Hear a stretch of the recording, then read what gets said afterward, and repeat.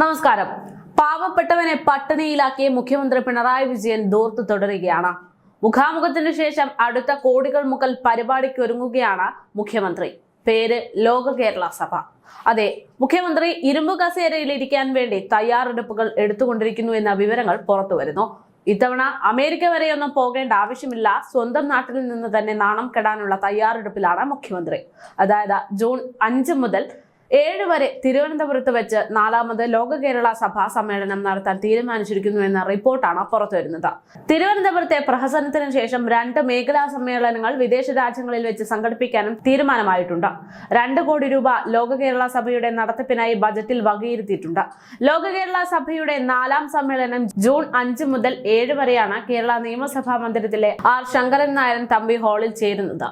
സഭയിൽ അംഗത്വത്തിന് താല്പര്യമുള്ള പ്രവാസി കേരളീയർക്ക് മാർച്ച് 4 മുതൽ അപേക്ഷ നൽകാവുന്നതാണെന്ന് ലോക കേരള സഭ സെക്രട്ടേറിയറ്റ് ഡയറക്ടർ അറിയിച്ചു. വിദേശത്തും ഇന്ത്യയിലെ മറ്റു സംസ്ഥാനങ്ങളിലും കേന്ദ്ര ഭരണ പ്രദേശങ്ങളിലുള്ളവർക്കും പ്രവാസ ജീവിതം അവസാനിപ്പിച്ച് നാട്ടിൽ തിരിച്ചെത്തിയ പ്രവാസി കേരളീയർക്കും അപേക്ഷിക്കാം. ലോക കേരള സഭയുടെയും നോർക്ക റൂട്ട്സിന്റെയും ഔദ്യോഗിക വെബ്സൈറ്റുകൾ മുഖേനയാണ് അപേക്ഷ നൽകാൻ സാധിക്കുന്നത്.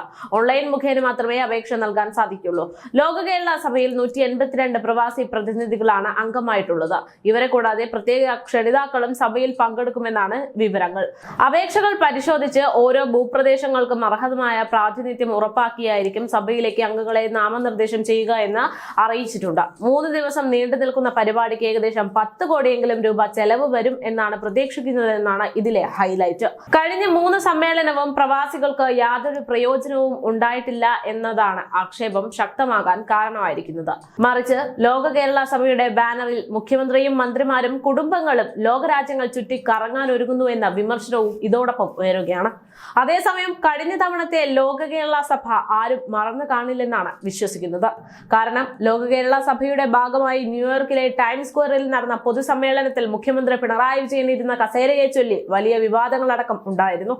നാട്ടിൽ കല്യാണത്തിനും മറ്റും ഉപയോഗിക്കുന്ന വില കുറഞ്ഞ കസേരയിലാണ് മുഖ്യമന്ത്രി കഴിഞ്ഞ തവണ ഇരുന്നതെന്നതായിരുന്നു ട്രോളിനുള്ള പ്രധാന കാരണം. ഇനി ഇത്തവണ എന്തെല്ലാം ഉണ്ടാകുമെന്നും ഇത്തരത്തിൽ എന്തെല്ലാം നാടകീയ രംഗങ്ങൾ അരങ്ങേറുമെന്നും ഇതിന്റെ പേരിൽ എത്ര കോടികൾ പൊടിയുമെന്നതെല്ലാം കാത്തിരുന്ന് തന്നെ കാണണം.